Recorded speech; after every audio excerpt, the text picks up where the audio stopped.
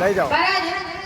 देवयानी आती है घर पर और अपने पिता से सारा हाल बताते हैं। शुक्राचार्य जी ने मन में विचार किया कि आज तो शर्मिष्ठा ने कुआं में ही डाल दिया और कहीं और पा जाएगी तब तो वो जान से ही खत्म कर देगी। शुक्राचार्य जी ने सोचा कि आज तो कुआं में ही डाला, दूसरे दिन जान से भी मार सकती है। शुक्राचार्य जी अपनी बेटी देवयानी को बुलाते हैं और फिर विश्वकर्मा राजा की वहां से चल देते हैं।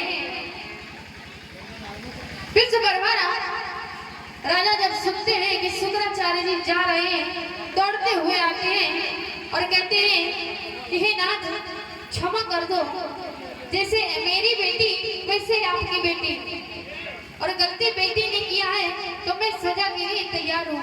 आप जो भी सजा देंगे मुझे मंजूर है। पीछे वाले बढ़ाओ। जब राजा विश्वकर्मा ने ऐसा कहा तो शुक्राचार्य जी कहते हैं ठीक है, अगर तुम चाहते हो कि मैं यहाँ रुकूं तो तुम्हारी बेटी की यही सजा है कि जब मेरी बेटी देवयानी अपने ससुराल जाए तो तुम्हारी बेटी मेरी बेटी के साथ दासी बनकर जाए।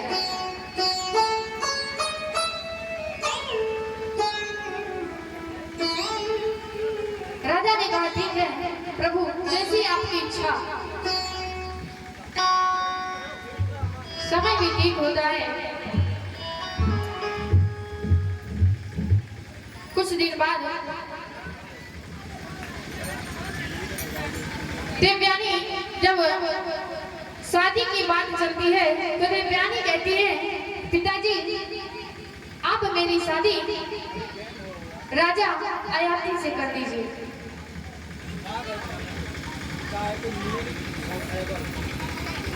शुक्राचार्य जी आयाति को बुलवाते हैं, रिश्ता पक्का होता है और फिर दोनों लोगों की शादी हो जाती है। देवयानी और महाराज आयाति की शादी हुई। अब जब विदाई की वेला आई तो महाराज शुक्राचार्य जी ने आयाति का हाथ पकड़ा।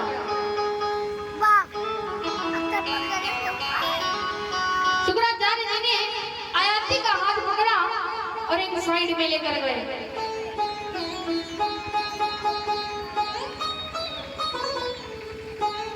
साइड में लेकर गए तो क्या कहा,